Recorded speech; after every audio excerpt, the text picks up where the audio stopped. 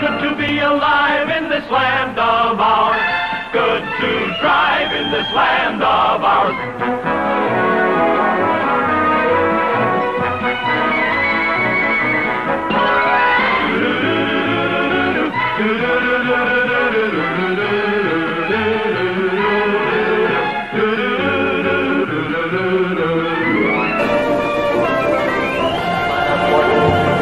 Hello, Canada hockey fans in the United States.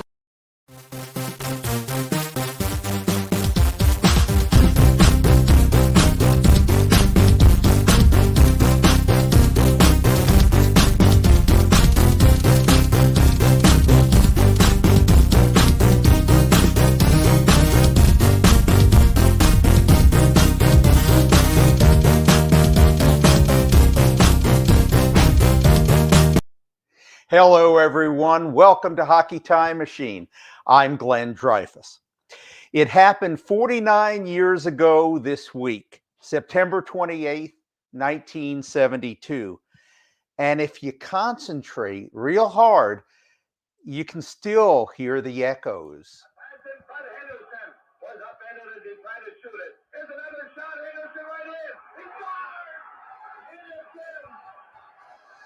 Ah, that's the stuff.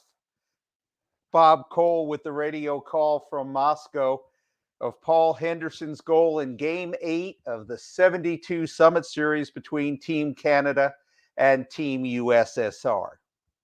Think you've heard it all about the Summit Series? Well, maybe not. In a few minutes, we'll play a wonderful extended interview with Brad Park, a defenseman on Team Canada, and he'll give a first-person account of what happened on the ice and off the ice during and after that monumental 8-game series. But first, we're going to catch up with three individuals who, in their own unique ways, have contributed to the lore of the Summit Series. And we'll start with our own Paul Pascoe. Paul Pascoe should really be adorned in a deerstalker hat and a gourd calabash pipe, because Paul is the Sherlock Holmes of sports video research. He's contributed to films, TV shows. He's also an author, and he's executive producer of Hockey Time Machine. So let's bring Paul in now. Hello, Paul. Hello, Glenn. Thanks for having me. And I like that Bob Cole call. I've also got the Rene Lecavier call, and we're going to get Alex Braverman to reenact in Russian the Paul Henderson goal. How about that? That's good. I'll stick around for that. So the standard first question, which will also be my standard first question, is tell us where you were, what was going on during Game 8 in 72 with you. Well, as I told Paul Henderson, I said, I don't have a story for you because I was home. I stayed home from school. Tell you the truth, after Game 4, I thought that, well, I didn't totally give up, but a lot of people did. And, I was in university and just starting out, and they had these big common rooms they were packed with students, and they're watching the game and yelling and all that. And I couldn't take that. I said, oh, Game 8, I'll stay home. And I did. So I watched it. And so I missed out on all the excitement, which is okay. And it was pretty gratifying. But that third period, boy, I don't know how much confidence I had, but they did it. Did you jump? Did you yell? Do you remember? No, I don't remember, but might have. Now, we mentioned your history as a video researcher, and there's a great cloak and dagger story about how you actually recovered some of the missing tapes of games from that Summit Series. So please share that story with us. Okay, I'll give you the short version because there's so much that happened. Okay, let's take us back before the 25th anniversary. there was only one grainy image of Game 8 that was floating around the trader circles. It was barely watchable, but it was better than nothing. And there was some black and white, and it broke up and all that. So at the 25th anniversary, the Hockey Hall of Fame wanted to show all the games in their theater. And they came to me and they said, well, you know where they are? I said, well, just go to the CBC. They must have them. And so he went to the CBC. I'm talking Craig Campbell here. And he came back and he said, they don't have them all. I said, how can that be? He said, well, they don't. And so I said, well, I know this guy who claims he has all the games. Why don't you call him? Here's his number. I don't only know him by his first name, and I don't know anything else about him. So I'm at work, and I get a call from Craig Campbell, and he says, he won't deal with us. I said, well, why not? He says, well, I kind of asked him where he got the games. Well, you don't do that. Okay. If some people are pretty touchy about where they have the games. So I had to call him, and he says to me, if you want these games, you're going to have to buy them off me in cash for this amount of money, which was considerable, and come down and pick them up. I said, okay. I went to the bank, had all this cash on me. I'm looking around, nobody sees me with it. And I drive downtown to a place in Toronto where I've never, ever been before. And he's not home. I wait on the porch there. He finally comes in. He looks like a fellow from the 60s. He's got, long hair and, a little scary looking. And I don't know if he's just going to take my money and run or what. But anyways, he lived in the basement, took me down there, and started talking to me about music and all kinds of music stuff there. And I just wanted to get out of there. He had 160 Betamax games. Remember Betamax? Oh, sure. Yeah. And of course, the 8 games were there. So I took them and I took them home, all 160 games, tapes. And I see that there's a game 9 there. And I said, I don't remember this. What is game 9? And it's only 25 years since it happened, and I didn't remember. It was the game against the Czechs. That was included. Not only that, the 4 junior games that Gretzky played in 78 World Juniors, that they were there, and many, many other games. So it was quite a feat to recover these because they would never have been recovered otherwise. They just didn't keep them at the networks. Back to the CBC. They apparently had erased game 2 except for the last minute. They did not have all of game 1 or all of game 4, and they're missing a goal in game 8. So went to the CBC, and I just handed them all these Betamax tapes. I didn't ask for money. I just thought, well, they should have them. And so they completed the collection. The problem was, to do a DVD set, you couldn't really use half of game 1 in French, half of game 4 in French. So Robert McCaskill, who was doing the DVD set, says, well, we're kind of stuck. I said, well, I know a fellow in Calgary who, when the series was on, he was out of the country and had somebody tape the games off the TV with the microphone, Foster Hewitt. So why don't you talk to him? And it turns out that he had sent the tapes to us, and we put the English audio over the French. Had to do it every 10 seconds because of the difference of speed. And that's how you have 8 games complete in English. There's your story. Wow. It is just amazing what it took, or else this seminal event in Canadian history would have been incomplete. That's right. Yeah. And not only that, all those other games, World Championship games and things like that, they would have been lost to history too. Now, I never asked him where he got these games, but it doesn't matter. He's the only one that saved them. Now, since that time, there's been bits and pieces found in other sources, but that particular time, they needed them badly, and I got them. And that's why we call you Sherlock Holmes, because, and I'll be your Dr. Watson. I could use the help these days.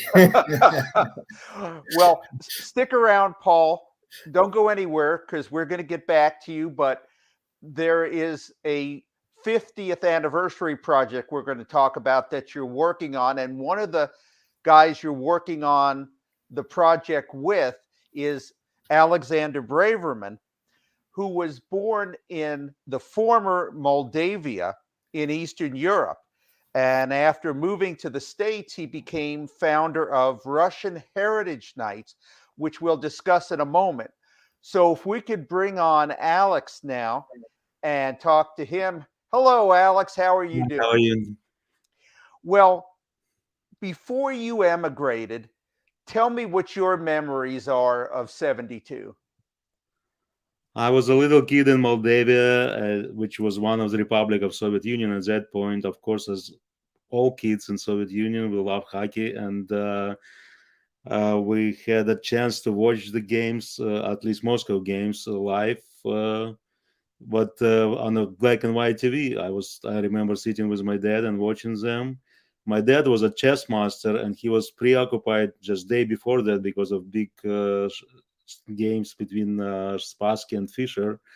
And I was kind of happy it ended up short.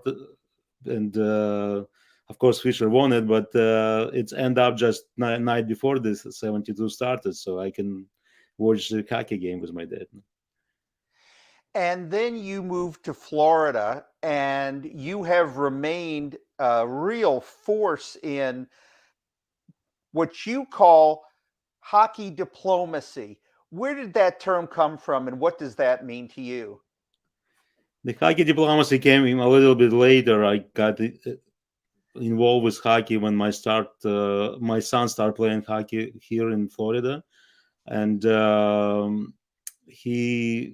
in order to help him get connected to his Russian roots, I mean, even Moldavian, but to us, Russian was common language, and the Russian culture was common culture. So I keep saying Russian as my own heritage. And I started bringing teams from Soviet Union, from Russia, to tournaments to Florida, and that's how I get reconnected with hockey.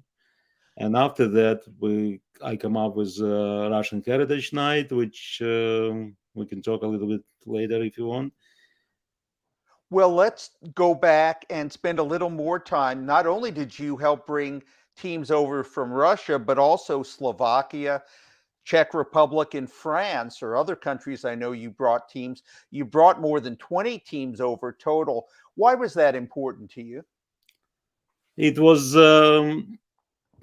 gift to my son. It started because every time we brought Russian team over, I would take few kids to my house, and they would stay during the tournament in my house, and I was trying to let them communicate, maybe push him a little bit more to learn Russian language, and become friends with kids from different countries. And then I use my other connections to bring kids from Czech Republic, Slovakia, another country, and grow the game of hockey in Florida.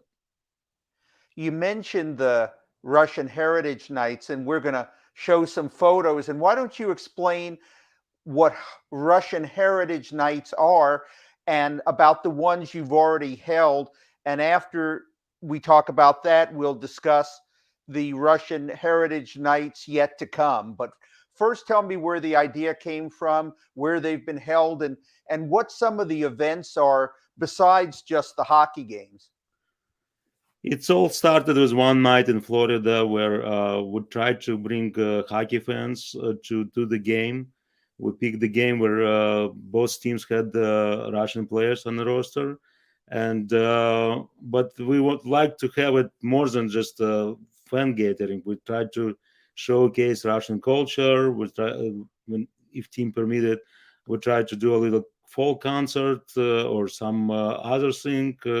We brought some veterans to the game, like German Titov, and we did some kids skating for Russian-speaking kids with alumni players like Valery Bure and Darius Kasparaitis. here on pictures is you can't see him well, but it's Michael Grabowski, who did kids skating in Toronto. And I was fortunate enough in one of the Russian Heritage Night in Toronto, I met Paul Pascoe and we became good friends. And, he introduced me later. Yes, also in the picture is my partner at Russian Heritage Night, Clarence Pollard, who was author for PHPA. And, he helped me grow this initiative from 1 game in Florida to 5 next year. And we did it one in Toronto, Calgary, in Detroit, Tampa. And then next season, we have 10 of them. This one in Pittsburgh during the Penguins game, which also was one of the game to remember miracle game. And at the arena was a lot of miracle team members. And who's this guy you're taking a picture with? Yeah, I was fortunate enough to meet Phil Esposito at our Russian Heritage Night in Tampa, and I present him a present from one of the players who was playing against him during the series. Also had the same number 7, Gennady Tsygankov, and his family sent me that photo collage, and I presented to Phil during the Russian Heritage Night. And few days later, it was his 77th birthday. So it was a present with 2 7s, his number and Gennady Tsygankov number in jersey. It's so interesting to me. Phil Esposito would never have believed that after the intensity of the series itself and the feelings that he said he was expressing at the time, that one day he'd be in a box on Russian Heritage Night at an NHL arena. It's funny how things work out, isn't it? He actually loves Russia now. His daughter married a Russian player. His grandson speaks Russian, and he's become friends with many players who play on Soviet teams. And if you hear him lately in some of his interviews, we are the friends where it's the best time I ever had, and he loves Russia now. And I'm going to show a couple other pictures because you have these Russian Heritage Nights have really taken hold. I understand this is you at the Russian Embassy in Washington, D.C.? Correct, yes. And it was another picture with Mr. Antonov, who's the ambassador of Russia to US. We were trying to do, in the part of our hockey diplomacy game, bring Mr. Antonov to the Capitals arena and drop the puck at the game. But unfortunately, because of COVID, it didn't happen yet. But we're still hoping to have this. And maybe Alex Ovechkin will help us with that. And where was this picture with the OV taken? This was during the All-Star game in Tampa a few years ago. All right, Alex, sit tight because we're going to come back to you. But let's bring Paul on and have both of you speak to, and I'll start with you, Paul. You and Alex and a third individual, Sean Mitten, are working on a 50th anniversary project. And unfortunately, Sean hasn't been able to join us. So I'm going to recruit you, if you don't mind, to tell us just a little about what that 50th anniversary project is. Okay. It's something to look forward to because we're including the Russian point of view this time, and that hasn't really been fully explored yet. And thanks to Alex, he has brought in so many different people from the former Soviet Union, Russia now, who either experienced the series from that end or historians of it. And I'm including players like Tretiak and Yakushev and journalists like Kukushkin and others, where we're going to get a different view of things in this book. And we're going to talk to fans who watch the game over there to talk about their feelings. And that's what's going to be exciting about it. Now, Sean Mitten, who who isn't on right now, but he wrote a book about 10 years ago about what the fans experienced in Game 8 in Canada. We're going to do something similar using Russian fans, and that might be an eye-opener to some. So Alex can tell us about what he's been doing for the book, which is considerable. Well, this is the book that you were referencing, published in 2012, and the goal that united Canada was 72 stories. Some names you would recognize in the book who recalled where they were and what they were doing and what they were feeling in 72. Peter Mansbridge was one of them. Bob Cole, who you heard in our introduction, was another. But some of the stories from just regular folks are just as fascinating and just as moving. And one of them that really stuck out to me was from a critical care nurse who told the story about working in a hospital with all these heart attack patients. And they were watching the game. And when Henderson scored his goal, all the beepers on the floor went off because everybody's blood pressure went up.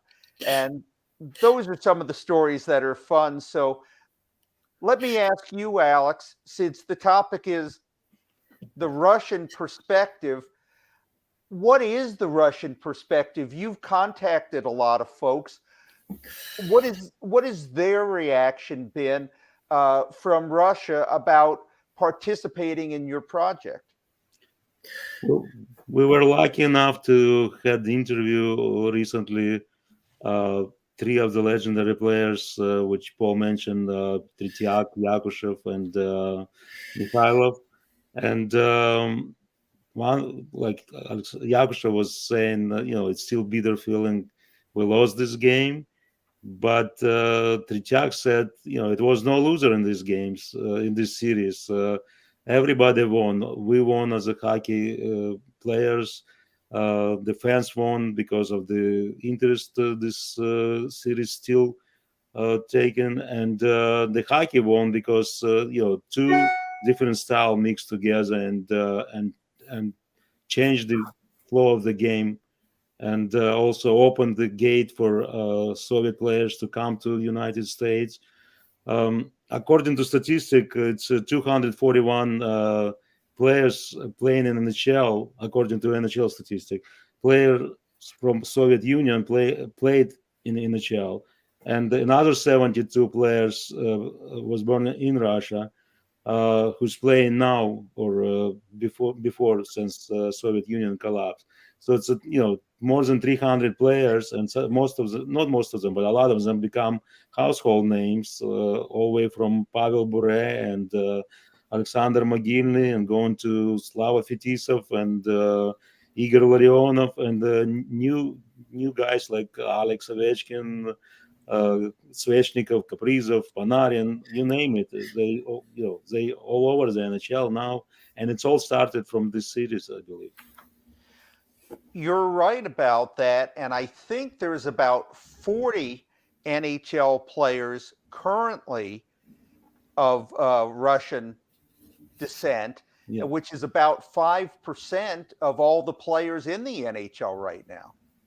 Correct. And also for the last few years, more than 20, 25 players were drafted from NHL, from Russia.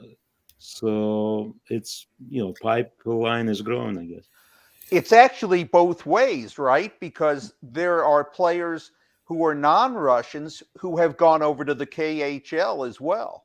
Correct. And it happened during the lockout here and during other seasons also. There's some players playing in KHL. Correct. Sean Mitten has joined us, so we'll bring him into the conversation. Hello, Sean. We will not charge you 2 minutes for delay a game, but we are glad that you made it on. So how are you? I'm doing great, Glenn, and good to see Alex and Paul, too. I really enjoyed working with them. Why don't we start off by asking you how you organized your team here, Paul, Alex, and yourself, to do this 50th anniversary project? Yeah, well, probably the making of it started over 10 years ago. And so when I did the book for the 40th anniversary, The Goal That United Canada, we launched the book at the Hockey Hall of Fame on September 28th on the 40th anniversary of the goal. And I was fortunate to have met Paul Pascoe, who, is just a tremendous, hockey archive, historian, you name it. And he was very kind to help in that project, and specifically around the audio of the Henderson goal, but from a Bob Cole perspective on CBC radio. And so Paul and I got to be friends over the years. And 10 years later, in the 50th anniversary, Paul and I were speaking again, and he had some great ideas about what a 50th anniversary project could look like, and really focusing from a Russian perspective. And Alex was just such a great part of that with both his Russian hockey network and his ability to translate as well. And so the three of us have been working diligently over the last number of months, and boy, it's been fun. We've collected some great interviews and stories, and we look forward to the next few months in building this book together.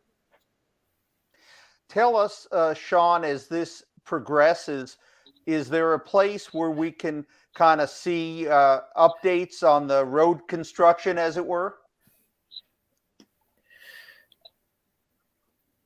Yeah, one of the things that we're going to do that's a little bit different from other books out there is we want to allow people to be part of this journey, because, like I said, we're talking to some very interesting people, even people who are part of the 40th anniversary book, who were even in Moscow for the series. They're coming back and sharing some new stories. And so we're going to do a crowdsourcing campaign launching around November timeframe, just before Christmas. And what we're going to do is allow people to be a part of this. There'll be some opportunities, both with the book and some other things that we're doing that are unique. And so this will be available for this Christmas. And the other great thing is, like I said, we'll be sharing some of the interesting things that happen along our journey. One of the things that I learned from the last book project was, you gather so much great content, you talk to a lot of people, and you get a lot of support. And sometimes that doesn't always make in the book. And so, we're able to share some of those things that, as we kind of joke, that hit the floor, that didn't make the book, but are still very interesting nevertheless. And so we'll be sending out a link in the next, few weeks about that crowdsourcing campaign. And we've gotten some great feedback from our support and friends so far. Let's talk about that first book, Sean. Even the chapter titles I found intriguing, like Aaron Velvich revealed, and I'm quoting, what Harry Sinden's barber said. So, okay, Sean, what did Harry Sinden's barber say?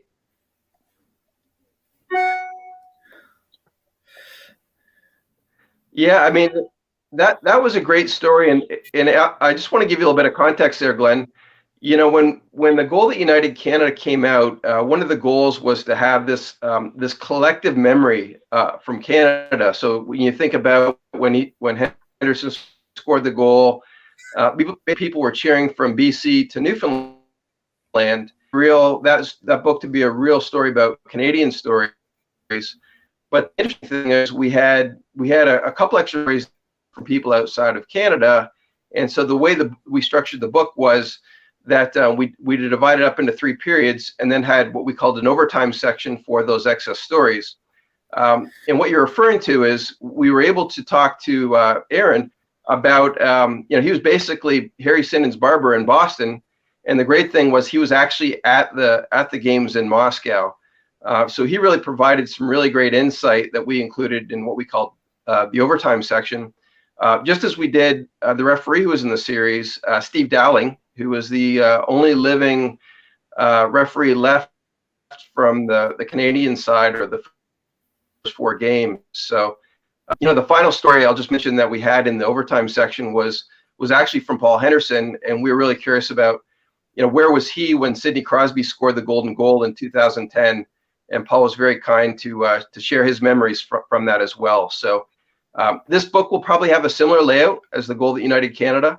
We'll have stories and really three unique sections that I think people will enjoy and enjoy reading. In the 2012 book, not only did Paul Henderson get to tell a story, but Eleanor Henderson, his wife, also got to tell a story. So how did both Hendersons make it into the book? Yeah, well, first of all, I wanted to ask Paul's permission and say, would he have, would be all right for Eleanor to be part of this project? And he said, well, let's just ask her. So we did, and she was kind enough to share her memories. And I'll never forget, this is one of those things where I want to share some of the journeys of what happens, in collecting these stories. And I'll never forget sitting in the living room with Eleanor. And, this is thinking about back 40 years. And the first thing she says is, Sean, I don't know if I remember much back then.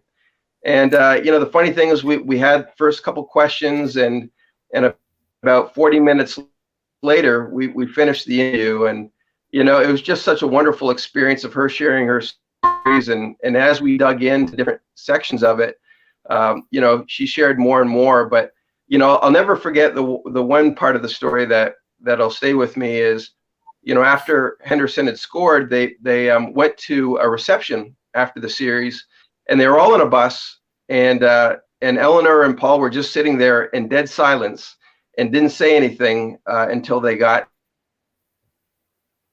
to basically kind of sharing that they were so wiped out emotionally from the series, they didn't have anything left to give, and they were just quiet on the bus the whole way, which I thought was really a remarkable scenario. Since the Johnny Bauer Foundation event is coming up on October 3rd, I'd like to ask you, Sean, if you could relate the Johnny Bauer entry from the 2012 book. And I hope I'm not putting you on the spot, but he was one of the 72.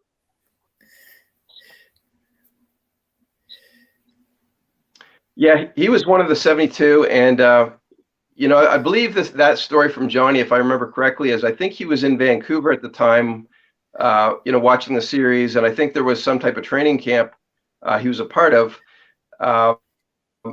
But I do remember meeting Johnny afterwards and giving him a copy of the book, and and shaking his hand and remember how kind a gentleman he was, and just him being a part of that, and his feelings towards Paul were very genuine, and as a Leaf part of the Leaf alumni, that was probably the thing that stuck with me the most.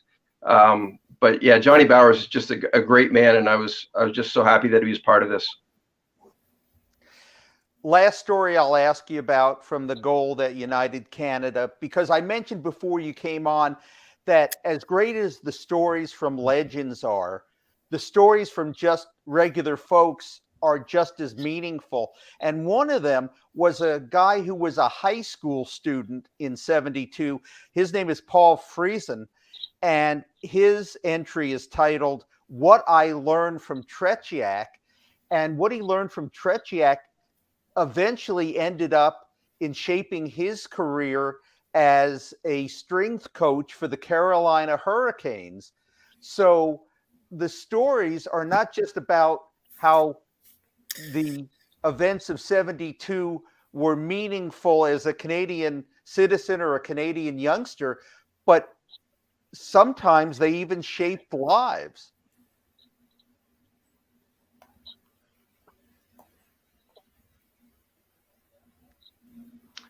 Absolutely. When and just a brief correction is Peter Friesen was the trainer for the Carolina Hurricanes, and he also had ties with Hockey Canada, and I believe he went to the University of Alberta, and he was just so intrigued by what the Russians were doing back in the 70s, and certainly Tretiak as well, that he was really fascinated about it. In fact, I spoke with him just a few weeks ago to let him know about this project, and he said, Sean, if you find anything out about additionally about the training about the Russians, I'd really want to hear about it, because he was just so inspired and fascinated by it. So, it goes to show you, even people who, are involved in professional hockey, and, they all want to know, like, what was happening back then.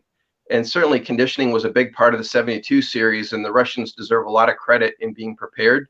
And I think over the years, we learned a lot from them. And I think in the book, we'll probably share some glimpses of that as well that people may not be aware of. Let's bring our other guests back in. And Paul, I know that Sean a minute ago mentioned the officiating, and you have clued me in that before the 72 series, Canadians had to be a bit wary. They felt a bit wary about how the 72 series was going to be officiated. I'm going to show you a couple of editorial cartoons that you provided me with, and maybe you can explain what the context is. Well, back in the 60s, the Canadian national team were representing Canada, and we all thought they weren't our best, although now we know that they were pretty good teams.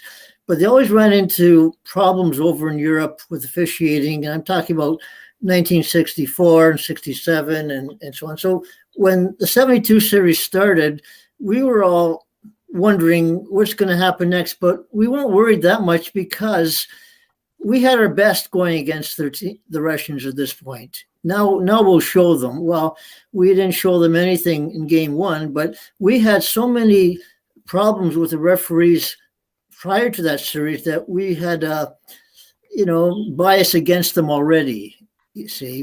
And 1964 was probably the worst year because Canada was supposed to win the bronze, and they went to the ring to receive their medals. And when they got there, they were told they didn't win. Apparently, they changed the rules during the third period of that final game, and they didn't know anything about it. But that's a story we want to talk about next week on Hockey Time Machine because it's fascinating. So we had sort of a bad view of Europeans running the hockey, and we thought we'll show them now in 1972. Well, didn't work out that way. Alex Braverman, I need to give you equal time here. What was the view from your side of the pond about whether you were going to get a fair shake from the Canadians? The international rules were a little bit different compared to NHL rules, and maybe some of the referees were prepared to officiate it based on the NHL rules. But it was a moments of the game where Russian players were unhappy because some goals were disallowed, some penalty wasn't called, and it was the opposite side. Some Canadian players were disappointed, and fans also. But the Soviet team wasn't prepared for this aggressive style of playing, and they play a different style of game, and our game was puck possession and passes and long combinations, and it was different, and that's what was good about the series, because these two styles mixed afterwards and become one style eventually. I mean, everybody learned from that series and adapt some of them. One last photo that I want to show, and I'll get Paul to comment on it. This is Paul with Phil Esposito. And Paul, I believe this is the moment when Phil is saying to Mike Wilson, "Why did you steal my beer?" Believe me, that night Phil had his own beer. This was a few years ago when Mike Wilson had a number of former stars at his place. And by the way, Laura Evans took this fantastic photo.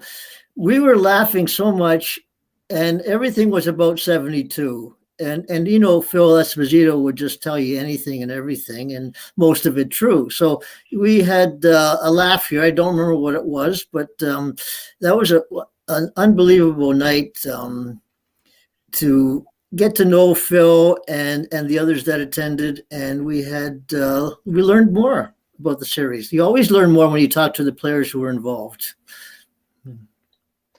And Sean, I'll give you the last word. Is there anything about the upcoming project that I haven't asked you about that you need to let everybody know?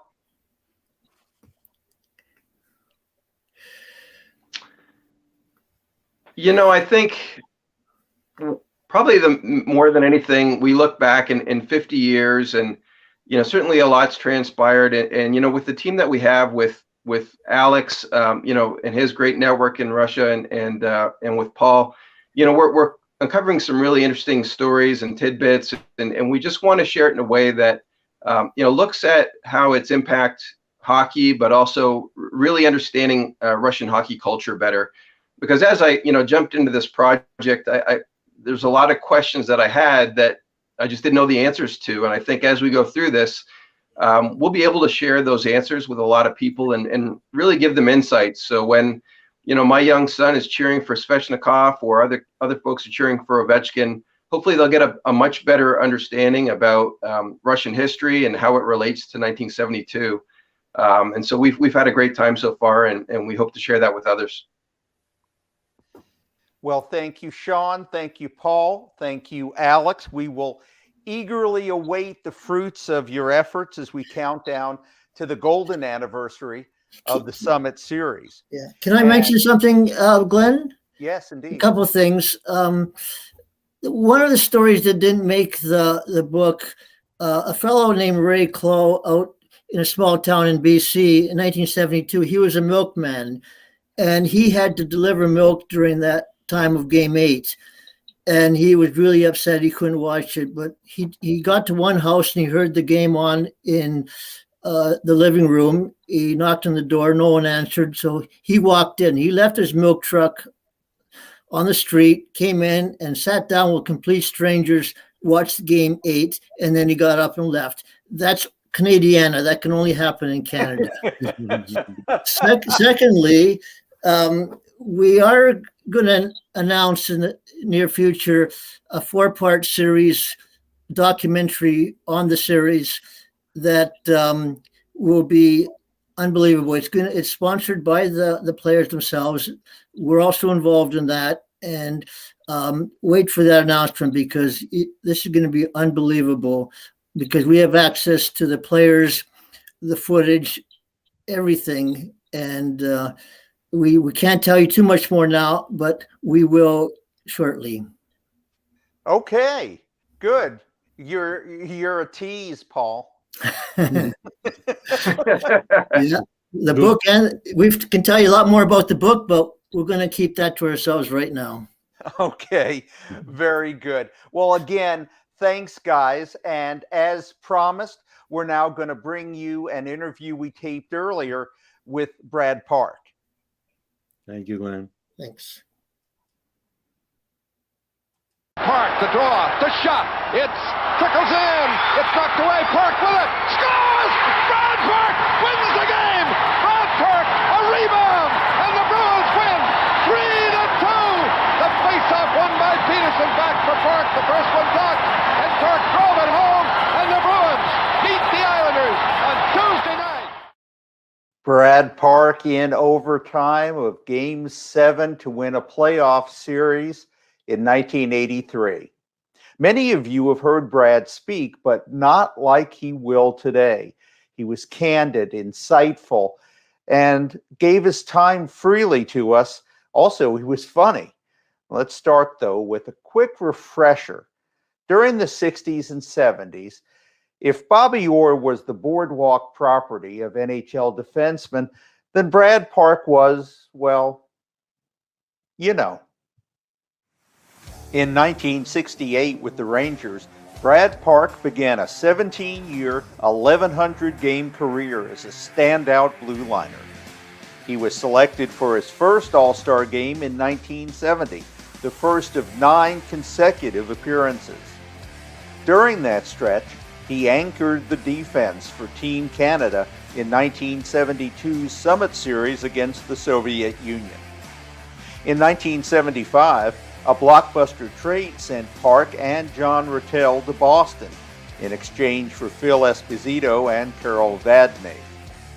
As a Bruin, Park scored 100 of his career 213 goals and more than 300 of his 683 career assists. He was a first ballot Hall of Fame selection in 1988. Park's Hall bio lauded his savvy, poise, and aggressiveness in the defensive zone, and his pinpoint passing, skating speed, and instincts in the offensive zone. On 3 occasions, Brad led his teams to the Stanley Cup final. Later on, Brad will share marvelous stories about roadblocks he faced getting to the NHL, as well as the 1970s Broad Street Bullies and memories of John Ratel and Henry Richard. But we'll start and spend the lion's share of the program with Brad's unfiltered takes on the 1972 Summit Series between Canada and the USSR, including the surprising events in Sweden and Moscow, which provided added incentive for Team Canada. First up, Brad remembers his initial view, his initial in-person look at the Soviet players. I remember during the summer, they did these caricatures of each team, and they sent them out, with a big poster like this. And, I'm looking at the heights and the weights on this poster that, and I said, oh, these guys are small. They're not very big at all, right? And then we get on the ice, it says, that's not the right stats. I don't know where they got that from, right? But what I was really impressed was their upper body strength. And I had upper body strength because I was thick through the chest. But, a lot of our guys were lean through the chest, and it was very evident how strong they were. The Russians played strong too, stunning Team Canada 7-3 in Game 1 in Montreal. Brad recalls that game now and takes us through the rest of the games in Canada. At the end of we got out real quick in the first period, 2 goals. And at the end of the first period, we were tied 2-2. And the last shift of the first period, Gary Bergman, my defense partner, and I, we finished it up, and we're sitting in the dressing room, and we're sitting there, and we're going. Bergie says, "What do you think?" I said, "We're in trouble," because they were coming at us in waves. Varlamov goes down over the line, cutting in around Ori, a shot, he scores! Varlamov, a very tricky player, he scores! Varlamov let a bullet drive go. Blinov comes right back for the Soviet. Passes to Mihailov, coming in on goal. Oh, he scores! Mihailov, with Henderson losing it to Shadron, a roller right in front, they score! Yakershev cutting right in front to make it 7-3. We made a mistake because we only dressed 5 defensemen in Game 1 and 4 lines, and but we were mainly skating 4 defensemen, and they were in mid-season form. They were coming at, they're spinning on a dime. They were coming in. I knew we were in trouble after the first period. I think we would lose 7-3, no. But I knew that, the experience of Game 1, we kind of made the adjustment where, we inserted Wayne Cashman, J.P. Parise. We made some changes. And Game 2, where we went to 6D, which means with 6D, you're not going to get winded like we were in Game 1, technically playing 4, sometimes 5. But I think in Game 2, we're we feel we've been embarrassed. And in the back of our minds, it's, well, if we can't ski with them, we're going to make it very hard for them. We're going to get physical. It bounces high in the air, and the jamming session around the Soviet goal. Ellison starts and now shoving a bit, then they come in. And that was our sole intent in game 2, is to, be rude, crude, and unattractive. and we were. And it paid dividends. It's a race down with Peter Mahovlich going in on goal, right in! Scores! Peter Mahovlich. What an effort by Peter Mahovlich. What can you say? That Russian is still wondering where the puck is.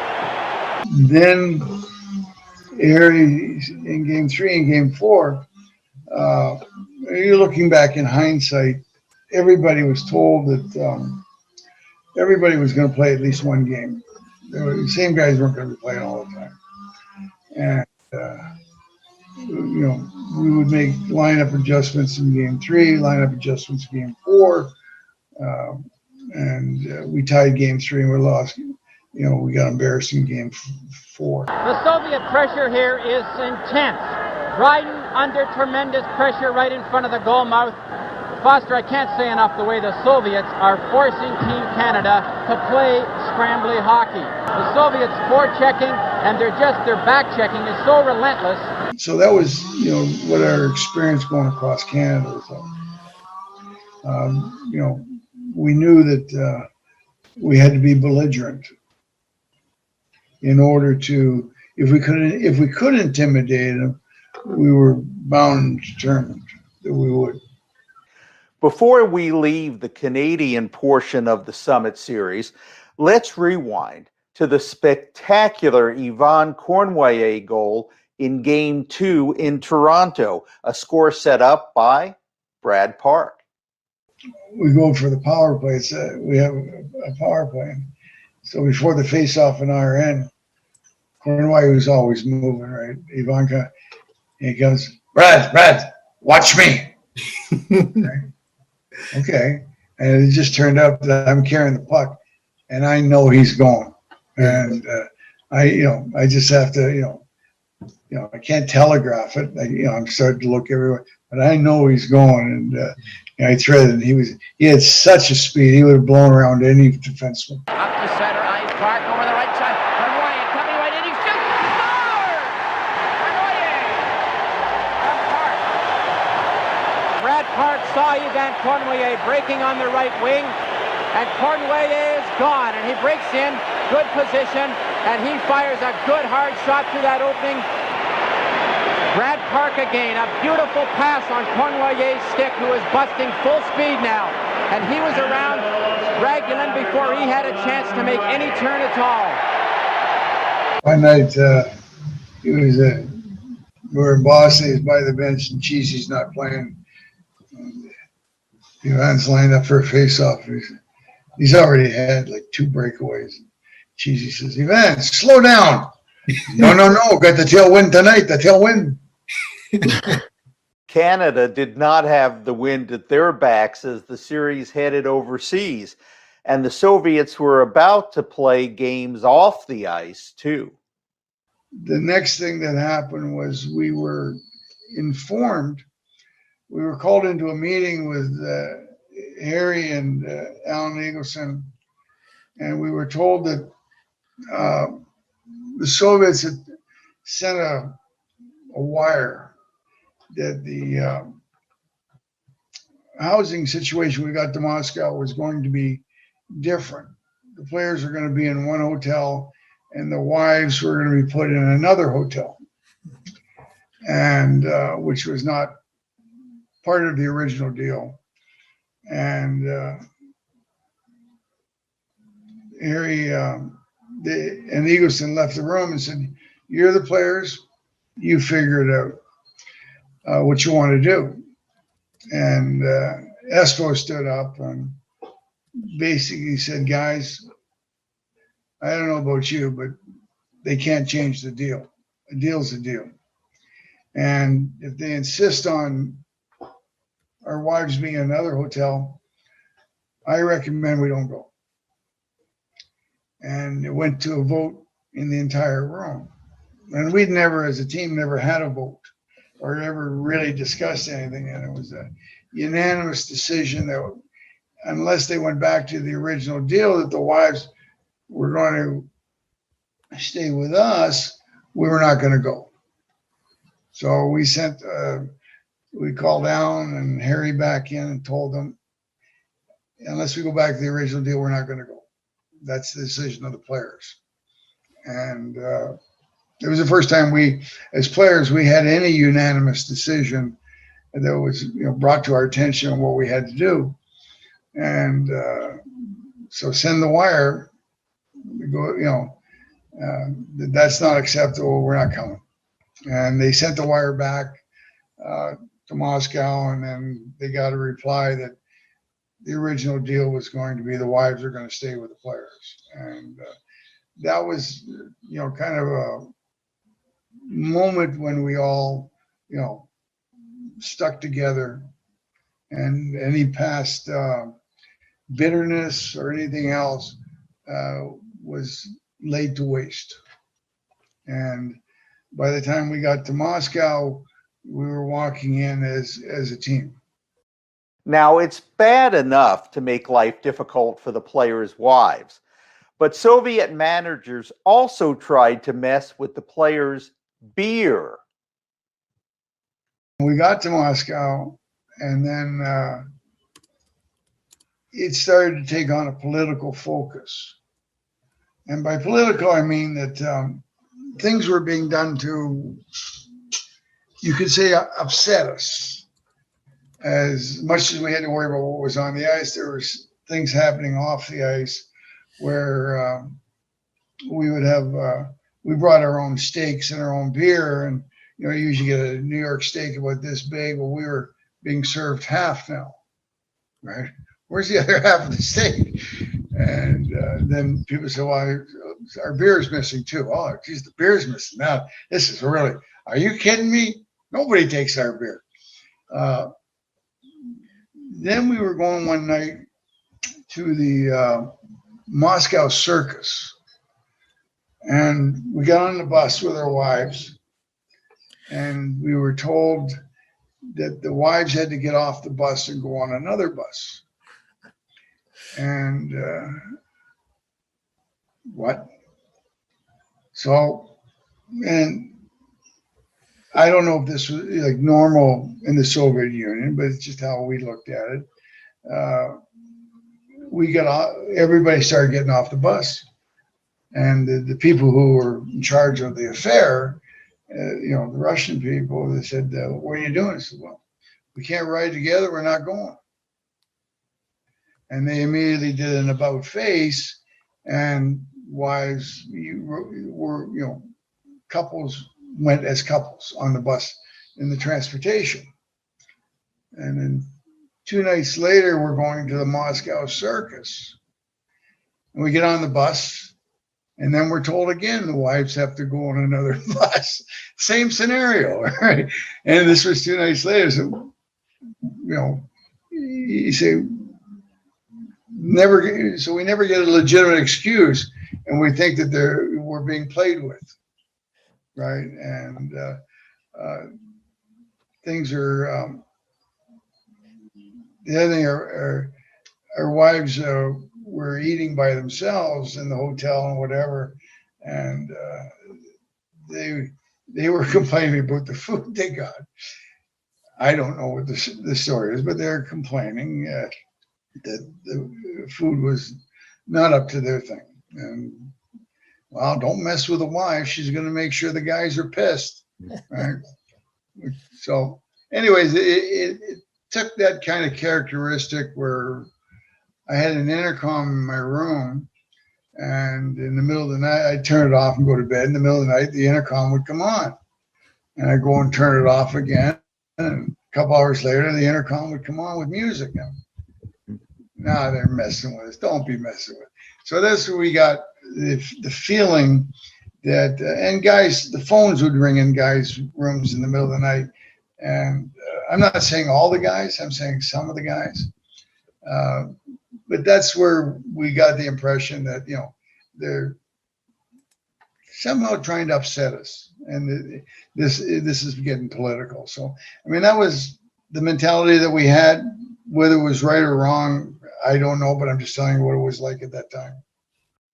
Back to the games on the ice. Prior to the Final Four contests in Moscow, Team Canada had 2 exhibitions scheduled in Sweden.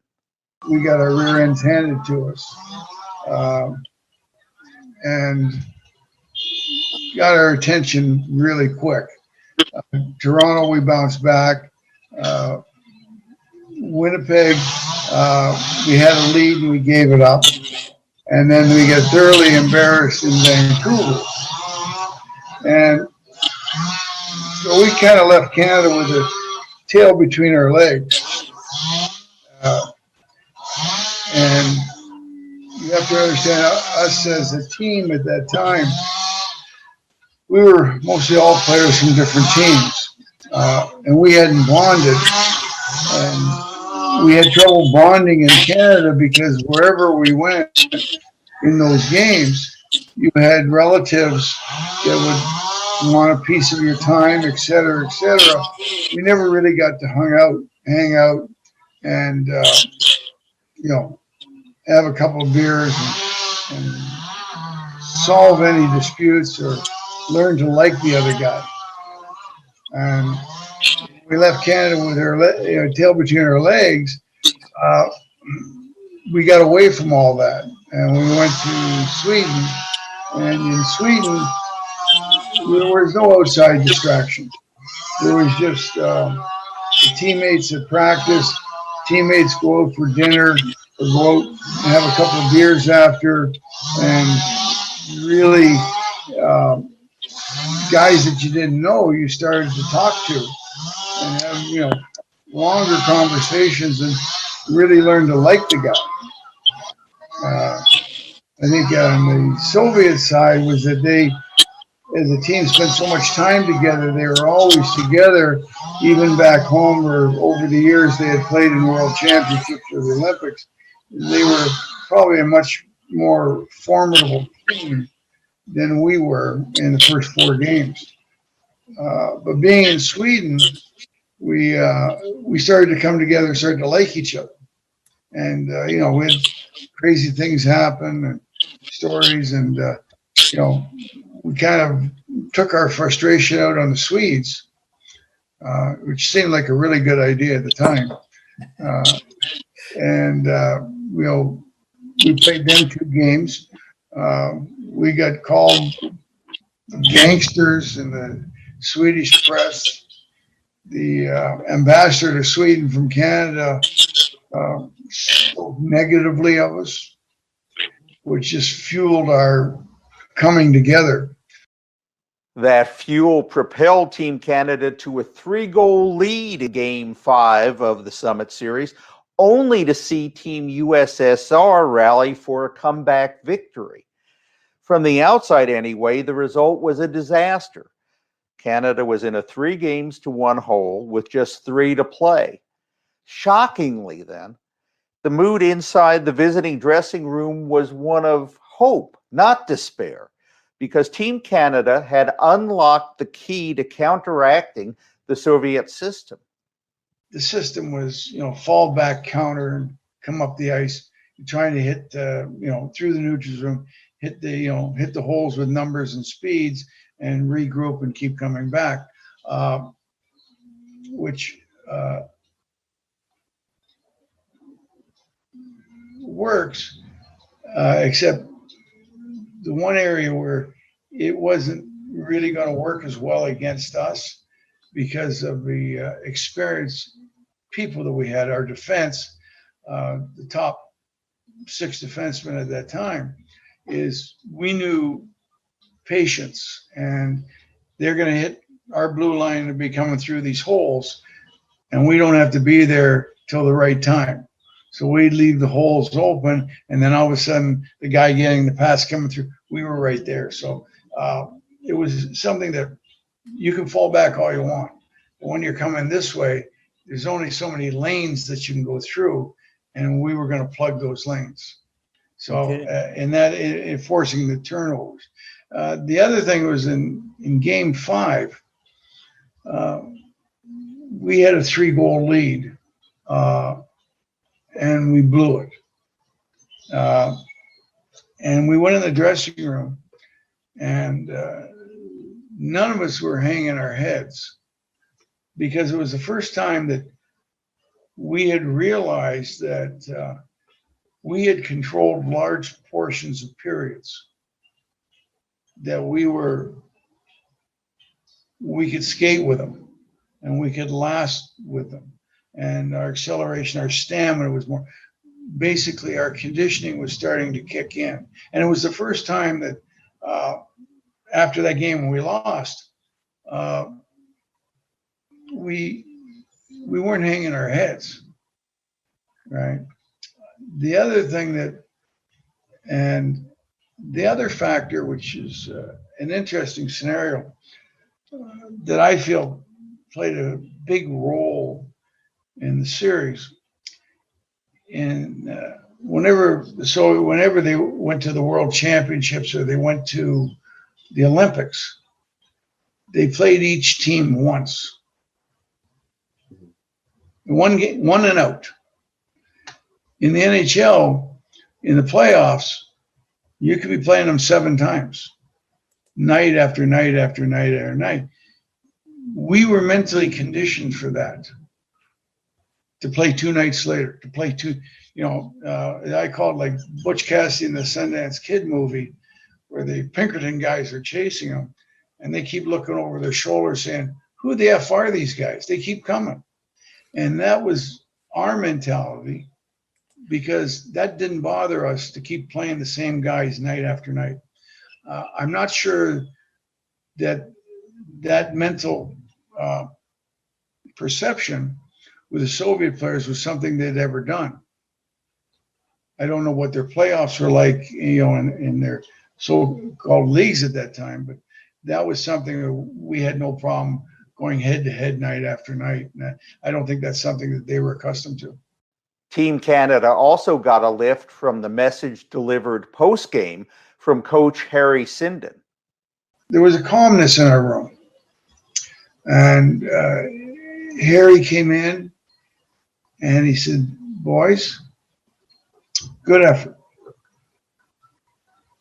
We got an unbelievable task ahead of us. And I don't want you to look at game 6. I don't want you to look ahead to game 7. And I don't want you to look ahead to game 8. Because none of those things matter. I don't even want you to look at the first period, the second period, the third period of game 6. All I want you to do is focus on shift by shift. That's the only thing I want you to focus on, is think about your next shift. And once that's over, think about the next shift. Don't even think about the whole period. Just think about your shift by shift, and then period by period, and that's it. Everything else is out of your mind. And we did that. We won game 6. 1:13 left in the game. 3-2 for Canada. Harlamov is stopped by Phil Esposito, who shoots it down the ice. 46 seconds left in the game. They jam into the corners, and they shoot it down the ice. Ellis is getting ready to come back on again. The puck is on the far side. Soviet stop is centered by Park. Park goes after it. Keeps on going. Centered in front of Clark. And the Canadian team are full strength. 13 seconds left in the game. 3-2 for Canada. The Canadian fans are going wild as the puck is at the Canadian blue line. Peter Mahavli dragging the puck. 2 seconds. 1 second. And the game is over. And Canada have defeated the Soviets for the second time in the series. It was a great game. We won game 7. It was a great game, and Henny made a great individual effort to win the game for us. Henderson going down, got to the defense, goes right into the goal, he scores! Henderson, right through the score for Canada. A beautiful goal by Paul Henderson. Henderson makes a beautiful move on this goal, and Tretiak really had no chance on that quick little maneuver by Paul Henderson. But now we're in game 8. And like I said, we look forward to game 8 because we are conditioned to play the same team night after night after night. It wasn't something that we thought was abnormal. It wasn't something that we thought that, why do we have to do this again? No, it was something. That's what we signed up for. That's what we locked in. We're going to play them again. We're going to play them again. And we had that mentality. I'm not sure that the Soviets or the Russians had the same thing because they'd never done that before. And when we got into game 8, we get out of the first period tied. We got out of the second period down 2 goals. And there was no panic in the dressing room. It was, we call it positive vibes. As I said, it was, let's tie it up and get the F out of Dodge. Keep it simple. And we'll get a goal in the first 10 minutes. We'll get a goal in the second 10 minutes. And we'll leave everybody be happy. And then we were told that whoever scored the most goals could claim the series. Where the motivation came from, whether the Soviets did it by accident or whether Harry and Eagleson came up with it, I don't know. And, I just know that, that's what I believed at that time. One of the key turning points in the series came in game 6. Bobby Clark slashed to the ankle, a 2-hand slash to the ankle of Russian superstar Valery Kharlamov. David Staples of the Edmonton Journal wrote this. He called it nasty and premeditated, while also noting that the Soviets had their share of vicious plays as well. Again, 7-game series. And I'm not condoning what Bobby Clark did. Okay. If he had done that to my teammate in the NHL, right, I would have tried to put his nose over here. So, but that happens in our 7-game series. If you can punish one of the best players on the other team, you're going to do it. All right. But he's a game changer. A healthy Harmelov was he was a scary guy. As a defenseman, I look at him and Yakishev, and in the neutral zone, Harmelov was unbelievable, right? And a great player and skilled. But from the top of the circles down, I think Yakishev was more dangerous. He's a big, rangy guy that you couldn't get a good piece of him, and he was always in the right spot at the right time and very skilled and gifted. Another factor in Moscow was the loud and proud 3,000 Canadian fans inside Luzhniki Ice Palace. I think both teams knew the importance of fans. The Canadian fans there were loud and shouting, and the Russian fans were more reserved. And it was mostly men on the Russian side. There wasn't a lot of women in the crowd. I mean, there was a few, but there wasn't a lot. It was mostly men. And, they clapped, they got excited, and they whistled at us a lot, which is a bad thing. We would play to our fans because we know what they like or what they approve of, etc. And I'm sure the Soviets would play to their fans, and they would understand the appreciation they would get from their fans, right? Even though it was much more reserved than our people. So it was kind of interesting. The other thing that surprised me was the Red Army, lining the rink.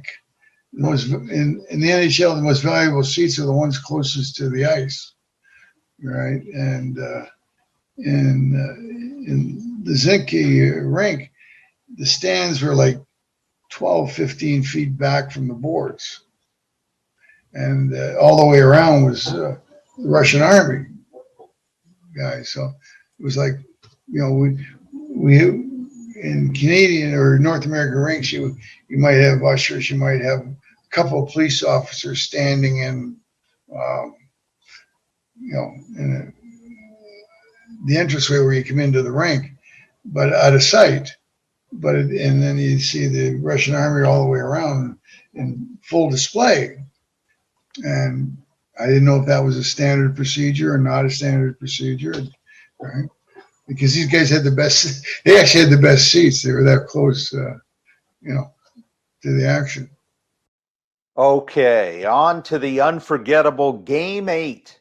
Series even at 3 wins apiece with that one tie. Late in the first period, with Canada trailing 2-1, Park converts a give and go with his New York Rangers teammate, John Ratel. The one thing I knew, when you're crossing the blue line, give it to Ratty. Right. And that's, things that we would do as teammates during the season. I'd pick up the puck and come a little late, and, we would do a give and go. And as it turned out, the 2 Soviets collided to my right. And as I gave it to them, and I just kept going. Another try by Park. They're closing in. Ratel to Park. Right in. He scores! Park from Ratel. And Canada tied it up. Park from Ratel for Canada. And, he knew that I had the speed, and he gave it back to me. So it was, and then, shoot to miss the goalie. What almost no one knew at the time, even Park didn't know, was that he had scored the first Team Canada goal of Game 8, as well as the second. People don't realize that I got the first 2 goals in that game. The first goal was a power play, and I shot the puck on a one-timer from the point. And the Soviet a man short. Canadians having a chance. Here's a shot. Right on. Protection. They bang it in. Bill Esposito knocked in the rebound. And the score is tied. Bill Esposito. And I didn't find out till 20 some odd years later, right, when I watched the video. But Espo didn't touch it. He come off of Tretiak, Porchenko put in the net. So I was the last guy to touch the puck. And Phil never told anybody, and they gave him the goal. So, but the Canadian press were at the game, and I think that they saw it and realized that I had scored the first 2 goals. That's not much of a conspiracy story, actually. So here's a better one.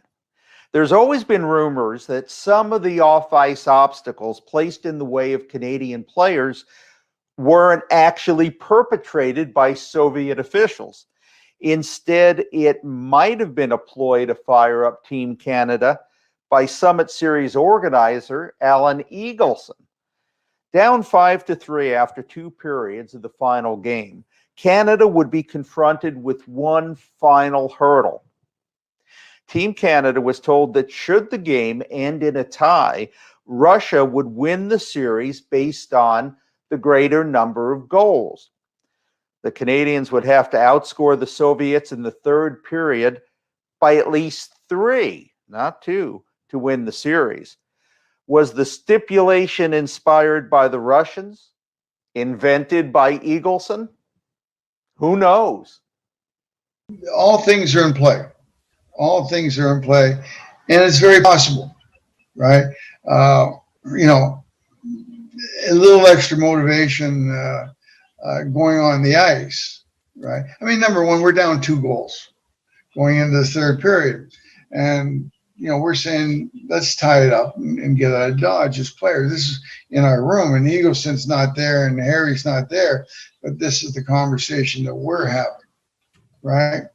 And we're having tied up and get out of town, and it's a tie, and because the guys we're playing against are good players, right? So our minimum goal was to tie it up and get the F out of Dodge.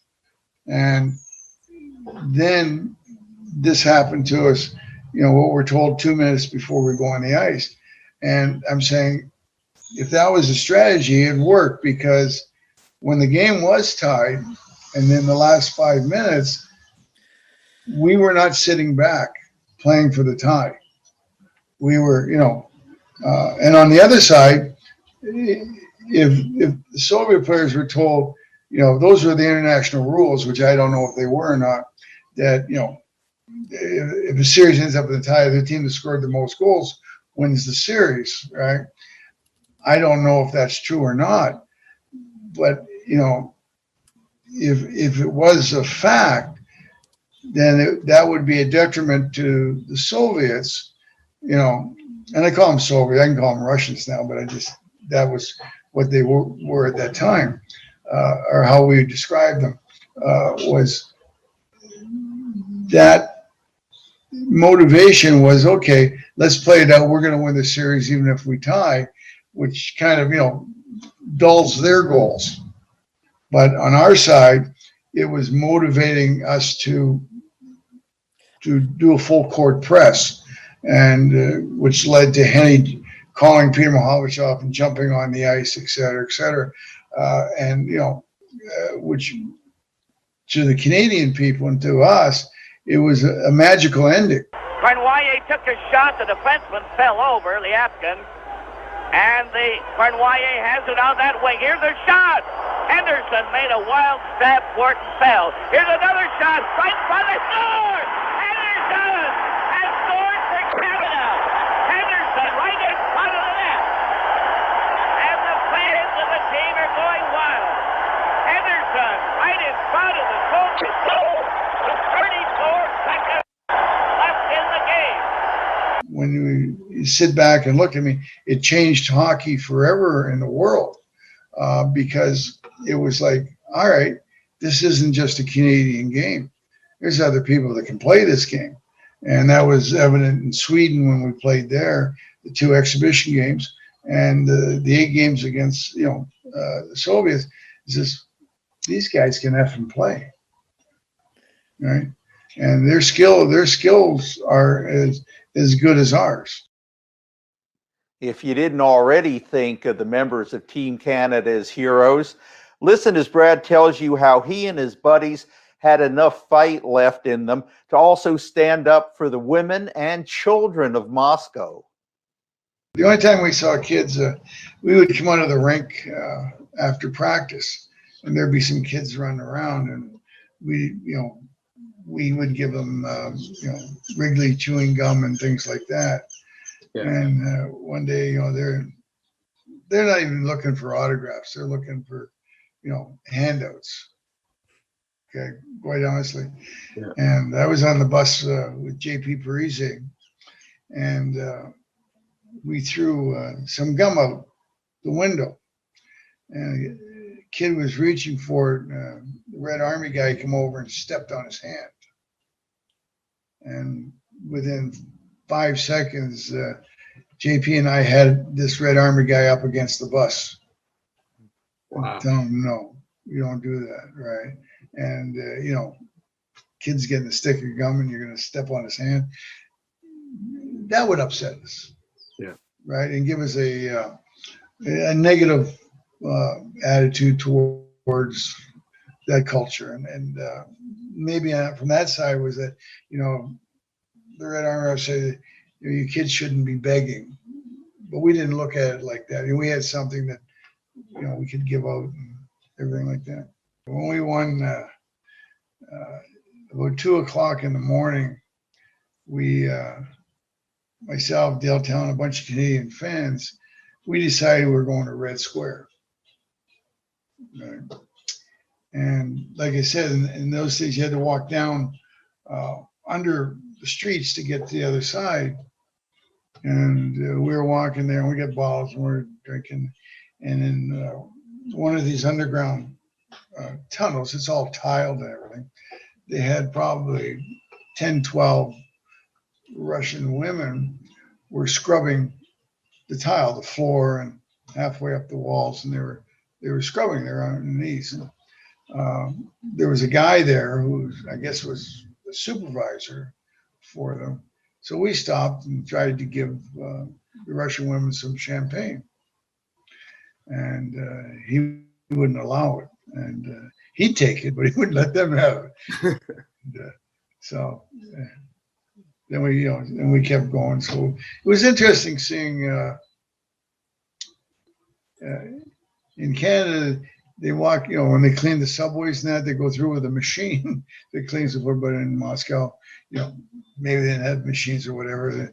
They had the women scrubbing, and that was their job. That didn't offend me, right? Yeah. The fact that they couldn't get any champagne, they couldn't accept champagne. That kind of offended me a little bit. In the years since, members of Team Canada have had many chances to celebrate their victory, which is good because they didn't really have any chances to celebrate at the time. We never had the pleasure of savoring the benefits of the win. We win Game 8 in Moscow, and the next day we're on a plane going to Prague to play the Czechs, right? So there's no celebration there. We end up tying the Czechs with about 5-6 seconds to go, right? And the Czechs are happy, we're happy. We're getting out of Dodge now. We party on. They sent a DC-8 to get us, Air Canada, and pick us up in Prague, and we have to stop in London to refuel the plane and to restock the bar. Right. And by the time we land in Canada, we're toast. We're toast, right? Some of us are babbling idiots. We take a ride around the Montreal airport, and it's crowded all the way around the big, 8-foot fence. People are up and things. We're on fire engines. We're waving to them in the dark, and then we get back on. And we go to Toronto, and 2 or 3 of our guys, we got to hold them up to get them up on stage in Toronto. And we have this massive party, and it's raining. Yeah. It's raining. So we got this big celebration, and it's raining. There's 10,000 people there. It's raining. And the next day or the day after, after that, there's nothing planned for us. So we end up, within 2 days, we dispersed back to our teams. Yeah. And I had to go back to New York. I was with the Rangers at the time, so I had to go back to the New York Rangers. And the good news was that when we got to training camp with our teams, we were in shape. Yeah. We were in mid-season form. That was the only good news. As I mentioned, the savoring came in future years, like a 1987 reunion with Soviet players, which included 3 exhibitions and some other fun and games. We never really, it wasn't until years later, I think it was, we had 15 years later, we had a thing where the Russians came over, and we had to relive the dream, and we played 3 games in Hamilton, Montreal, and Ottawa. And, we had a lot of fun, which brings me to an interesting story. And the players were still under Tikhonov's coaching them. Old timers. And a lot of these guys, they had no old time leagues to play in or ice to skate in. So we've ended up beating them all 3 games. But the game in Montreal, I finally had a chance to talk to Vasiliev, and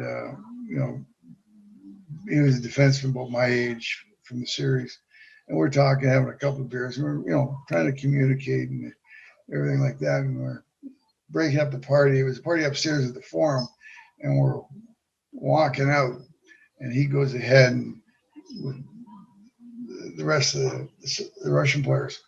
And Tikhonov walks up and just cuffs him in the back of the head, right? And I'm like, and I think because he was talking to me, right? And I ran up and I grabbed Tikhonov by the arm and I spun him around, and the guy in his face said, "No, you don't do that," right? So the next night, now we go to Ottawa, and through the interpreter, we tell the Russian players to stay on the bus when we get back to the hotel after the game. So we get back to the hotel after the game, and the officials, Tikhonov and all the other coaches, they get off and the players stay on the bus. And Wayne Cashman and a couple, 2 or 3 of us, we go and we jump on the bus and say, "Let's go." Right? And all our players are on our bus behind us. And bus driver said, "Where we're going?" Strip club in Hull. And, we comped everything. We paid for everything. But it was, a great bonding experience. So here's the takeaway. If you mistreat a Russian child or a Russian woman or a retired Russian hockey player and a member of Team Canada is around, you're going to pay. But what if Team USSR had won the Summit Series? I can almost say if the Soviets had won, right? Canadians, the NHL, everything else would have put a challenge out for the next year. Mm-hmm. And with the knowledge that, this ain't over, right? But, but the other thing, when you look at it, that we did win, right? The NHL and the Canadians, they were hiding from ever doing that again because we won. And it wasn't until 76 when they started the Canada Cups, but now it became a bunch of nations, right? But you'll never see another 8-game series,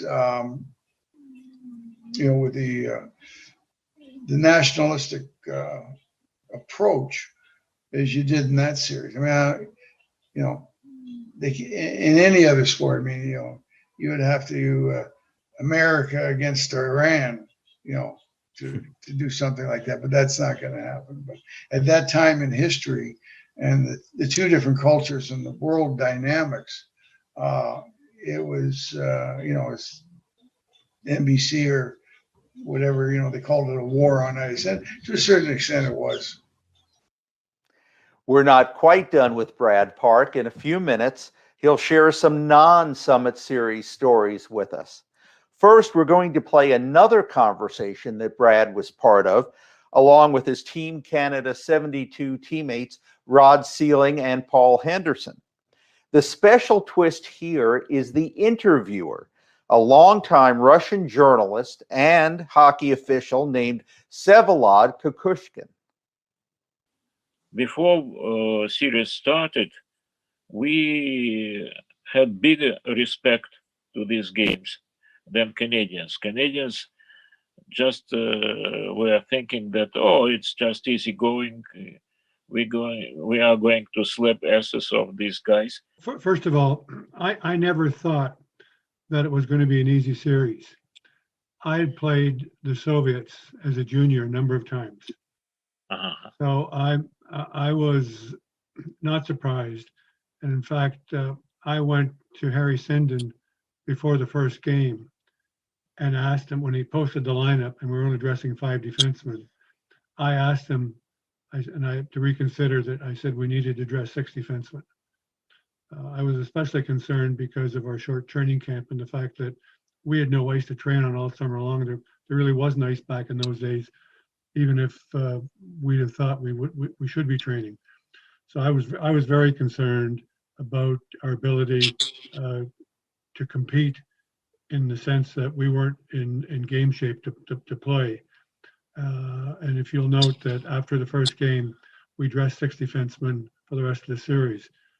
So there's no question the Soviet team surprised Canadians and surprised a lot of our players. They were very good. I played against them in the '64 Olympics, so I had lots of experience and knew what to expect to some degree. And I think that they were a better team in '72 than they were in '64. They progressed talent-wise even better, even more. Yeah, Rod, but Canadian press, they were throwing, you see, all these jokes about Russians and so on. Majority of Canadians thought it would be a cakewalk. And I can remember Canada sent scouts over to watch the Soviets practice, and they came back and reported that the Soviets were weak in goal. We know how wrong that was. But you got to understand, they were Toronto Maple Leaf scouts, and that's why the Toronto Maple Leafs have not won the Stanley Cup since 1967. Yes, right, you are. And I spoke with Tretiak and several times, and sometimes he was telling me, "Oh, it happened before my wedding," and that's why I was thinking about next day wedding, not about the goals. Then another interview, he told me, "Oh, it was the next day after wedding." You see, anyway, I'm absolutely sure that he was not thinking about the game. Doesn't matter before the game, before the wedding or after the wedding, but the most important thing for him at that moment was his wedding. I've met her. She's a very nice lady. Well, we think we really believed you set us up. That's all. The Canadian scouts claim that the Soviets pulled Tretiak and he missed practices when they were scouting, so they never got to see him. We'll never know what the truth is. But you see, our scouts, they had been for Stanley Cup finals, and it was, one of them was coach, and another one was Coach Chernyshov. Maybe you remember him. He was coaching 72 Olympics team and 64 Olympics team. What did you guys think of Tikhonov as a coach? Did you have respect for him, or was he just a tyrant? Well, you want to know my opinion? He was great. He was great coach. He was the product of the Chernyshov system of Dynamo. Dynamo was all the time strong defense team, and they were doing. You see, they were thinking that the base for the future success is a good defense. And there is an expression: if you want to win a game, you need good forwards. If you want to win the championship, you should have the stronger defense. Russians were playing better on the Canadian size rink, and Canadians were playing better on the Russian size rink. So you see, it depends on the player, not on the size. I kind of disagree with that because by the time we got to Moscow, we were in much better condition than we were at the start of the series. I mean, we had 3 weeks of training, and I don't think, it was our fault for not taking it probably as seriously as we should have. But after Montreal, it was such an eye-opener. It was unbelievable. But the 3-4 weeks later, going to Sweden and training on that bigger ice surface, we did elevate our game. Well, I would say too that we finally became a team. Like, it was very difficult to just put guys together and have it work. And in a training camp, it was for like Perreault and Martin would just never seem to get a line mate, And so by the time we get to Moscow, we basically were down to, we knew mostly who was going to play. except for a couple of people, if somebody got hurt in that. But I agree with you that I think that we finally got in physical shape, but then we had rules to play. And especially on defense, you got down to, we knew who was going to be there. And so anyway, it's just, but I'd like to say, I think Phil Esposito played the best period of hockey any NHL player ever played until 1972, the third period that he played. Phil basically took us on his shoulder and carried us. He was incredible. That last game he played, and of course, the other thing that helped was Dryden probably played the best period of his life in the third period. So we were fortunate. We had a couple of guys that really carried us, I think. That's just my opinion, though. No, I've always said that Phil, in that series, especially in Moscow, played the best I ever saw him play. I mean, I agree. I used to go behind the net when I played against him in the regular season, and he'd stand in front of the net, and I just started laughing because I was because I figured, well, how do I want to beat him now? Because he's not going to try. But when he got to Moscow, man, his intensity level was unbelievable. I spoke with this former referee about his mistake he made on the last minute of the game. He should give the 2 minutes penalty against Russian Lyapkin. And he didn't do this because he was afraid that, what for to stop the game, because with this stoppage, Canadians will take out the goalie and so on, and to prolong the game, let's have it shorter. And he made it shorter for us for the century. Well, the interesting thing is, I'm not even sure what the Yuri did that would warrant that. I didn't see anything that was out of the ordinary that he might have done. I don't know. Let a lot of things go during the series. Didn't miss one. He missed a ton of ones. Good point, Rod. Absolutely right, you are.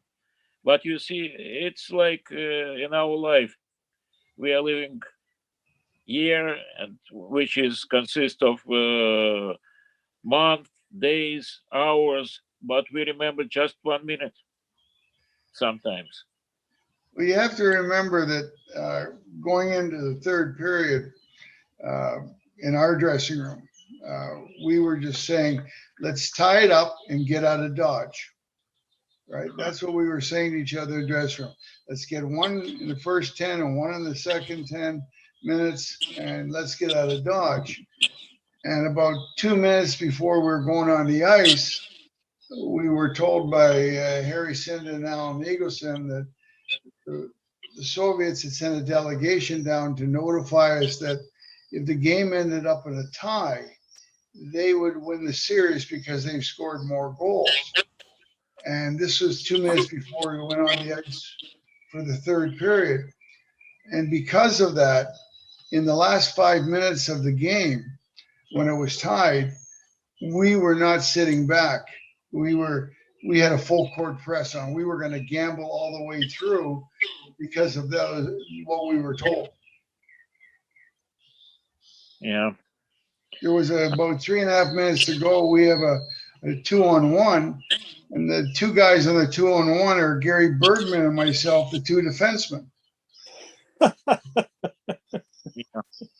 So I mean that was our full court press, and I think Paul and Rod would atone to what was in our minds. But this is something that you probably don't know. Our line, Bobby Clark, Ronnie Ellis, and I were out on the ice, and we come off with about 1.5 minutes left, maybe a little more. And Harry Sinden come down, and he said, if there's any time left, you guys finish it off.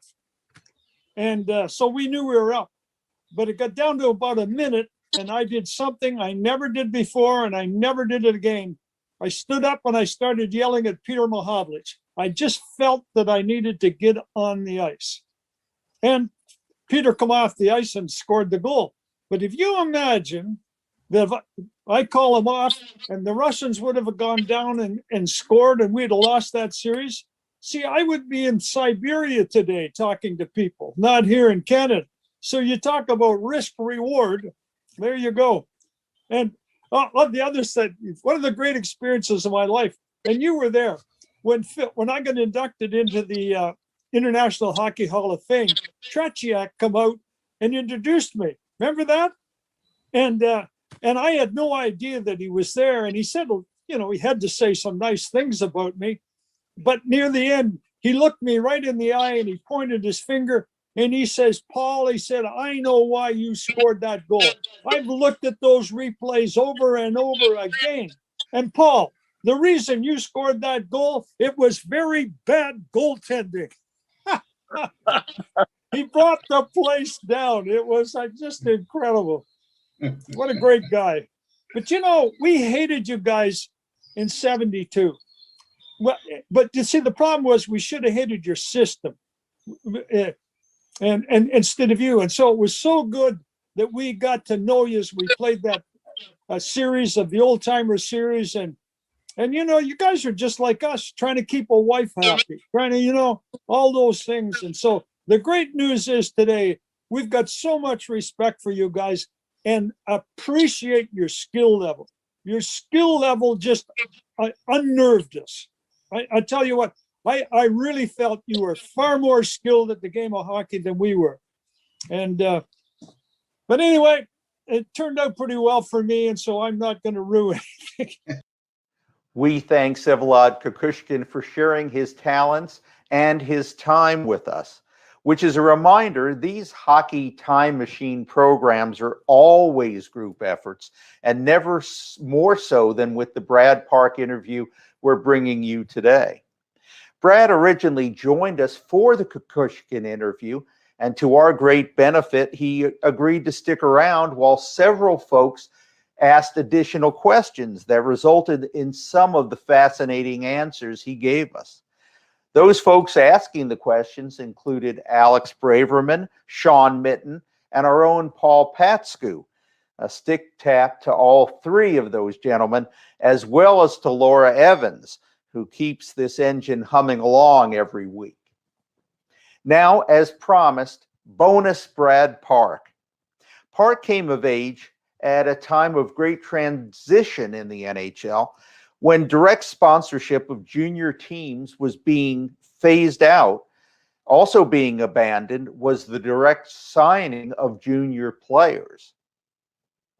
You know, back in the 50s going into the 60s, the NHL teams would sign young players to a C form for $100. And all the French Canadians wanted to would sign with Montreal. And all the English Canadians wanted to play for the Leafs. So the four American teams, which Chicago, Detroit, New York, and Boston, weren't getting a shot at the best talent in Canada. Yeah. And like with Bobby Orr, which is different because at age 12, Boston went in and sponsored the entire youth hockey program in Parry Sound, and that's how they got Bobby Orr. Yeah. All right. So the NHL decided that the owners, okay, we're going to have a 16-year-old draft. And you can't sign anybody to C forms anymore. We're going to have a 16-year-old draft. You're going to be able to take these players and put them on your junior team and then groom them for the NHL. So that went on for a few years. And my year happened to be the last year they ever did it. Yeah. And I just finished my first year junior with the Marlies. I mean, I grew up in Toronto and I was a big Leaf fan and everything like that. And so I finished my first year in junior and I was 16, actually 17, but my birthday made the 16. And there was only 6 teams at that time. So they had a draft. And the interesting thing was that the Rangers had second choice.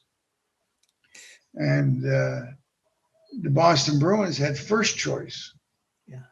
And their head scout, a guy named Baldy Cotton, told them that I was the guy.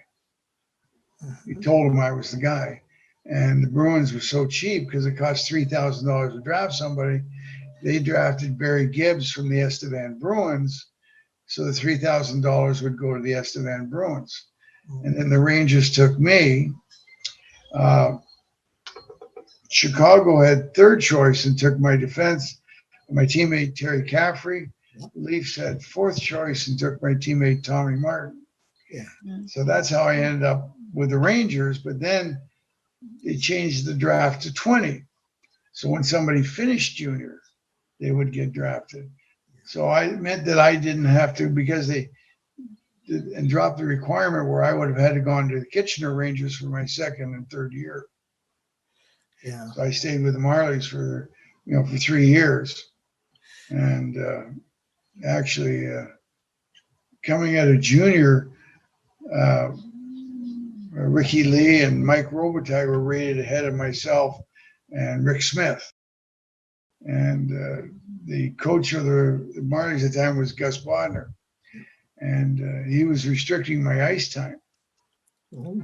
I was the best defenseman they had, but he was restricting my ice time because I wasn't owned by the Leafs. Being a promising prospect didn't mean that Park's road to the NHL was paved only with rose petals. In fact, a quirk of the old junior system blocked him from making an earlier debut with the Rangers. And that wasn't the only conflict. My father used to, when we were playing in junior, my father was very outspoken. Yeah. And he had a fight with Punch in Black's wife. They would sit behind the bench and she'd be in front of him and she kept standing up and he told her to sit down, right? Sit down, sit down. Do you know I am? I don't give a shit who you are, you old battle axe. And so my last year junior, the Rangers come to town and they've only got 3 defensemen. And I'm with the Marlies and we've got the night off. It's Saturday night. And the scout tells me that they want to call me up for the game. I'm all excited, right? You're going to get $100 and you're going to go in for the game. And they had to ask Punch's permission and Punch wouldn't allow it. But the year before that, going into my last year of junior, the Rangers wanted me to go to camp, and which you could do. But they didn't want me to go to the NHL camp. They invited me to the minor league camp, and I wouldn't go. Is that right? Yeah. I said, "You invite me to the NHL camp, yeah, I'll go. But if, I'm not going to go to the minor league camp." I wasn't convinced that I would make it when I was playing junior because I saw guys older than me that I thought were better players. From Mike Byers to Jimmy Davidson to Jimmy Keon, that were better players, and they never made it, right? And so I wasn't, I was willing to give it 2 years. But then my very first training camp I went to, and at that I was a shade under 6 feet, and 196 pounds. Which was heavier than a lot of guys in the league at that time. And after about 3 or 4 days, my parents come to Kitchener, and we're sitting in the stands watching the group before me on the ice. And my dad said to me, he says, "What do you think?" I said, "They're not bigger. They're not stronger. They don't skate faster, and they don't shoot harder. But boy, are they smarter." And it was at that point that I knew I had to understand the game better. I had to break it down and analyze it and get a lot smarter quicker. The heart of Park's career came during the heyday of the Broad Street Bullies. The Flyers brawled their way to Stanley Cups in 1974 and 1975. Philadelphia was a team that kind of invented or came up with the dump and chase. The first number of years of expansion, the original 6 was kicking the crap out of the expansion teams. The first 3 years of expansion, St. Louis went to the Stanley Cup Finals against the original 6, and in 3 years they went out 4 straight. So the original 6 were kicking the crap out of the expansion teams. And Philadelphia decided that they didn't have the players that could carry the puck over the blue line and keep it under control. So they came up with a dump and chase. It's not necessarily how they wanted to play, it's how they thought they could be more effective. And along with that came in the Broad Street Bullies that brought in premeditated fighting. And, I'd line up against Schultz. I'd be out for my second shift, which would be Dave Schultz's first shift. He would look at me and he'd say, "I want you, let's go." And I'd look back at him and say, "I'm not mad yet. Wait till I get mad." But that was premeditated fighting where they would try to get, in the NHL in those days, most really good players would also fight their own battles. And I had a lot of penalty minutes. I'm willing to fight my battles and also some of my teammates. And so he would always want to get me off the ice. So Philadelphia was, in order to win, it was a common custom to try to get the best players off the ice. Start a fight with me, start a fight with Orr, start a fight with Sidler, McDonald, start a fight with, the best players on other teams. And that was premeditated fighting, right?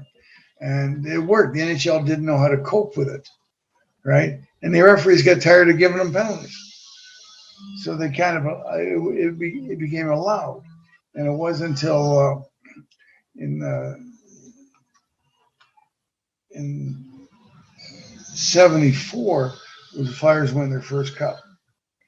And they do the same thing. They go after Bobby Orr and Phil and everything like that.